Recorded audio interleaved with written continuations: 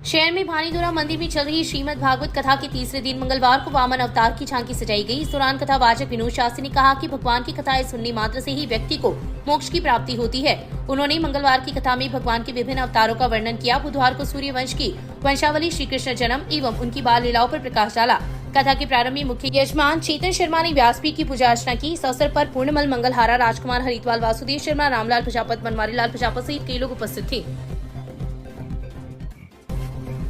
राधादेसर कस्बे की भावनदेसर रोड पर वार्ड नंबर 26 में गोपाल पुत्र सोहन राम मेघवाल अपने खेत में ट्यूबवेल बनाकर कृषि का कार्य करता था। वर्तमान में गेहूं की फसल की बुआई की हुई थी। दोपहर को गोपाल राम खेत से राधादेसर अपने घर आया हुआ था। पीछे से उसकी धर्मपत्नी कमला खेत में थी। वह बाहर कपड़े धो रही थी कि अचानक खेत में 4 झोपड़े भरे हुए थे, जिसमें अज्ञात कारणों से आग लग गई, जिससे हजारों रुपए का राशन का सामान, इसके अलावा घरेलू कपड़े। साथ ही गोपाल राम ने बताया कि मूंगफली के गोटा के लिए 50,000 उधार लेकर आया था। वह खेत के अंदर रखे हुए बीज खरीदने के लिए सारे के सारे जलकर राख हो गए। गोपाल राम ने बताया कि आग पर बड़ी मुश्किल से काबू पाया गया। पास के ट्यूबवेल से पानी लेकर आग पर काबू पाया गया, लेकिन उससे पहले सब कुछ राख हो गया। इसके अलावा गोपाल राम ने बताया कि कुछ सोने चांदी के आभूषण भी थे, वह भी जल गए। घटना की जानकारी तहसील कार्यालय में नायब तहसीलदार थाना प्रभारी को लिखित में दी। मौके पर तहसीलदार कालूराम ने फोन पर वार्तालाप में तहसील के अधिकारी मौके पर पहुंचने की बात कही। गोपाल राम ने बताया कि मेरे पास जो भी था सारा का सारा जलकर राख हो गया। हालात ये है कि खाने पीने के लिए भी मोहताज होना पड़ेगा। वहीं घटना की सूचना मिलते ही आसपास के पड़ोस के लोगों ने उनको सांत्वना देते हुए कहा कि जो भी मदद होगी पूरी कोशिश की जाएगी। वो गांव आया था, गांव में गए, वाजुदेव डाणी में 4 झोंपड़ी, 50,000 रुपये मूंगफली के गोटे के वास्ते रखे थे और जेवरात डाणी में जल गए, कपड़े लते सब पड़ गए, माचे वगैरह। गरीब आदमी साहब है, कोई वह जगह हेल्प कर सका। आग का क्या कारण है? आग का साहब सारे ट्यूबवेल के लेडीज, मेरे घरवाली बर्तन कपड़े धो रही थी, उसके पास आग अचानक लग गई, इसके कारण है। डाणी आपकी कौन से वार्ड में? डाणी है भावनदेस रोड पे, वार्ड नंबर है 26 साहब। इसके अलावा और क्या हुआ है? पड़ोसी ने आके बुझाया था और कोई पशु और कोई जनहानि तो नहीं हुई ना? नहीं, पशु तो नहीं था, पशु तो साइड में थे। और राशन का सामान? राशन सब पूरा सामान जल गया, बिस्तर वगैरह सब जल गया। ठीक है, आप क्या काम करते हो? मैं खेती का बाड़ी का काम करता हूँ। ठीक है, क्या नाम आपका? मेरा नाम गोपाल है साहब। ठीक है, धन्यवाद। रतनगढ़ में कक्षा 11 की छात्रा के साथ गैंगरेप के बाद हुई मौत मामले में पुलिस को बुधवार को बड़ी सफलता मिली है। पुलिस ने मामला दर्ज होने के 69 घंटे बाद विदेश फरार हुए आरोपी को दस्तयाब किया है। वहीं पूर्व में गिरफ्तार एक आरोपी को बुधवार को न्यायालय में पेश किया, जहां से उसे 3 दिन के पुलिस रिमांड पर भेजने के निर्देश दिए गए हैं। मामले के अनुसार पड़िहारा चौकी के अंतर्गत रहने वाले 50 वर्षीय व्यक्ति ने रोहित सांसी, जावेद खां, मौसी खां, यूनुस खां, अजय सांसी आदि द्वारा उसकी बेटी के साथ एक जिम में गैंगरेप करने तथा उसकी मौत होने का आरोप लगाते हुए पुलिस में 12 मई की रात मामला दर्ज करवाया था। मामला दर्ज होने के बाद पुलिस ने घटना को गंभीरता से लेते हुए 2 आरोपियों को राउंड अप कर लिया था। इस प्रकरण में एक नाबालिग को निरुद्ध कर उसे बाल सुधार गृह चुरू भेजा गया है। वहीं दूसरे आरोपी जावेद खां को मंगलवार को गिरफ्तार कर उसे बुधवार को न्यायालय में पेश किया गया, जहां से उसे 3 दिन के पुलिस रिमांड पर भेजने के निर्देश दिए गए हैं। घटना में नामजद आरोपी मौसी खां घटना के बाद जयपुर एयरपोर्ट से दुबई फरार हो गया था। पुलिस ने आरोपी की दस्तयाबी के लिए LOC जारी करवाई गई एवं थाना स्तर पर सब इंस्पेक्टर देवीसाय के नेतृत्व में टीम गठित की गई, जिनके द्वारा बुधवार को 28 वर्षीय मौसी खां को जयपुर एयरपोर्ट से बुधवार को दस्तयाब कर पूछताछ की जा रही है।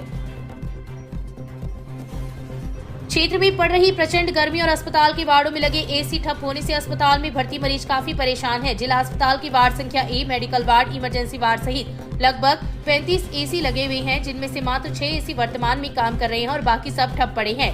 AC चल नहीं रहे तथा वार्डों में कूलर का अभाव है, जिससे वार्ड में भर्ती मरीज पिछले कई दिनों से गर्मी के चलते परेशान हैं। जिला अस्पताल की ward A, emergency ward, medical ward विभिन्न ट्रस्टों ने गोद ले रखे हैं। ट्रस्ट द्वारा वार्डों में लगे ऐसे दुरुस्त करने का कार्य पिछले 2 दिनों से शुरू कर रखा है, लेकिन लोड अत्यधिक होने के कारण वार्ड में लगे AC जनरेटर लाइन से जुड़े हुए हैं, लेकिन जनरेटर में तकनीकी खराबी होने के कारण पिछले 10 दिनों से बंद पड़े हैं, जिसके चलते अस्पताल में भर्ती मरीज गर्मी से बेहाल है। PMO संतोष आर्य ने बताया कि जनरेटर का एक पार्ट खराब है तथा आचार संहिता की वजह से उक्त पार्ट को खरीदने के लिए टेंडर प्रक्रिया नहीं करवाई जा सकी है। जिला कलेक्टर ने स्पेशल आदेश लेने के बाद उक्त पार्ट की खरीद प्रक्रिया पूरी की गई तथा गुरुवार व शुक्रवार तक उक्त पार्ट को लगाने के बाद वार्डो में लगे एसी सुचारू रूप से अपना कार्य करना शुरू कर देंगे। अस्पताल के जिन वार्डो को विभिन्न ट्रस्टों ने गोद ले रखा है, उनके प्रतिनिधि सीताराम जहांगीर ने बताया कि वार्डो में लगी एसी का मरम्मत कार्य जारी है तथा 6-7 एसी को दुरुस्त भी किया जा चुका है। हनुमानगढ़ जिले की 2 नाबालिग सगी बहनों को ट्रेन में से अपहरण कर चूरू जिले में बेचने के प्रयास मामले में चाइल्ड हेल्पलाइन टीम ने दोनों बहनों को उनकी मां को सुपुर्द कर दिया है। अपनी दोनों बेटियों से मिलकर मां भावुक हो गई और उसने अपनी दोनों बेटियों को सकुशल पाकर गले से लगा लिया और रोने लगी। मानव तस्करी के इस मामले में गिरोह के नामजद व्यक्ति अभी भी पुलिस गिरफ्त से दूर है। हालांकि भालेरी पुलिस आरोपियों की तलाश कर रही है। आपको बता दें कि मानव तस्कर गिरोह हनुमानगढ़ जिले की 2 सगी बहनों को अगवा कर गाँव काकलासर में बेचने की फिराक में था, लेकिन इससे पहले ही दोनों नाबालिग बहनों को उनके चंगुल से बचा लिया गया। चूरू की चाइल्ड हेल्पलाइन टीम द्वारा भालेरी पुलिस ने दोनों नाबालिग बहनों को रेस्क्यू किया था। हनुमानगढ़ के कॉलोनी की रहने वाली इन सगी बहनों के माता पिता का तलाक हो चुका है। वे अपनी मां के साथ रहती है। सोमवार को दोनों ट्रेन से अमृतसर घूमने के लिए रवाना हुई थी। ट्रेन में उनकी मुलाकात शारदा आंटी से हुई, जिन्होंने मना करने के बाद भी उन्हें केक खिलाया, जिससे दोनों बहनें बेहोश हो गई। उसके बाद जब उनको होश आया तो वह चूरू जिले के काकलासर गांव में थी। बातचीत से पता चला कि शारदा आंटी के साथ निर्मला, सतपाल, पप्पू और एक अन्य महिला थी। वे लोग इन दोनों बहनों को बेचने की बात कर रहे थे। किसी अनहोनी की आशंका को देखते हुए छोटी बहन ने पेट दर्द का बहाना बनाया। मेडिकल स्टोर पर जब उक्त लोग उनको लेकर गए तब छोटी बहन ने मोबाइल पर दवाई दिखाने के बहाने मदद का मैसेज मेडिकल स्टोर संचालक को दिखाया, जहां मेडिकल स्टोर संचालक ने इसकी सूचना पुलिस कंट्रोल रूम व चाइल्ड हेल्पलाइन टीम को दी, जिसके बाद भालेरी पुलिस और चाइल्ड हेल्पलाइन टीम मौके पर पहुंची। इधर उधर तलाश के बाद दोनों नाबालिग बहनों को रेस्क्यू कर भालेरी थाना लाया गया, जहां से चाइल्ड हेल्पलाइन टीम ने उन्हें सखी सेंटर पहुंचाया। दोनों को चाइल्ड हेल्पलाइन टीम ने बाल कल्याण समिति के समक्ष पेश किया और परिजनों को उनके बारे में जानकारी दी, जिसके बाद दोनों नाबालिग लड़कियों की मां चूरू पहुंची।